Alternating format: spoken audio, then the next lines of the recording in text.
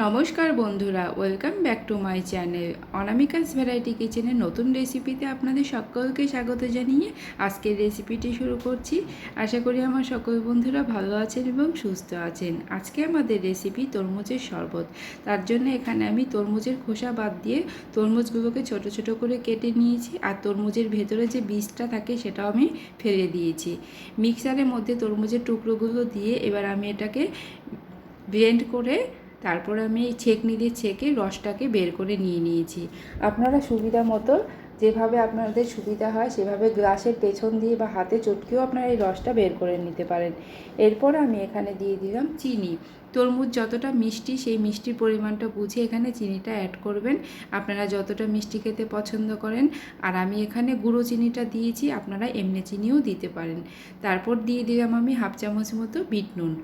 Bit নুনটা দিয়ে খুব ভালো করে মিশিয়ে নিলাম। এবার আমি গ্লাস দুটো রেডি করে নেব। এখানে আমি দিয়ে দিচ্ছি গ্লাসের মধ্যে কয়েকটা বরফের টুকরো। আর তরমুজটা শরবত করার আগে আপনারা যদি তরমুজটাকে ফ্রিজে রাখেন, তরমুজের রসটা কিন্তু ঠান্ডায় থাকবে। আমার তরমুজটা ঠান্ডায় ছিল, তারপর আমি এখানে বরফের টুকরোও দিয়ে দিলাম। এই গরম থেকে এসে এই ঠান্ডা ঠান্ডা তরমুজের শরবত খেতে কিন্তু ভীষণই ভালো লাগে। খুব তৃপ্তিদায়ক একটি রেসিপি শেয়ার করলাম, খুব কম সময়ে এটা তৈরি হয়ে যায়। দেখুন, এবার আমি এখানে দিয়ে দিলাম গন্ধরাজ লেবুর স্লাইস করে ছোট ছোট টুকরো করে আমি কেটে রেখেছিলাম, সেই গন্ধরাজ লেবুর টুকরোগুলো আমি এখানে দিয়ে দিলাম।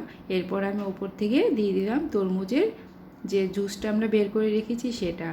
আপনারা এখানে পাতিলেবুও দিতে পারেন, তবে গন্ধরাজ লেবু দিলে এর ফ্লেভারটা, গন্ধরাজ লেবুর ফ্লেভারটা কিন্তু তরমুজের শরবতের সাথে ভীষণই ভালো লাগে।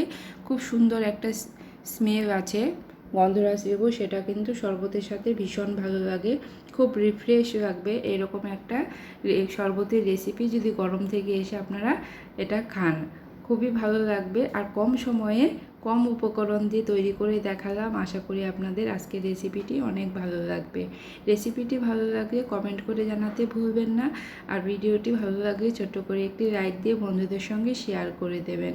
আর যে সকল বন্ধুরা এখনও আমার চ্যানেলটিকে সাবস্ক্রাইব করেননি, প্লিজ চ্যানেলটিকে সাবস্ক্রাইব করে দেবেন। সবাই ভালো থাকবেন, সুস্থ থাকবেন। Thanks for watching, by.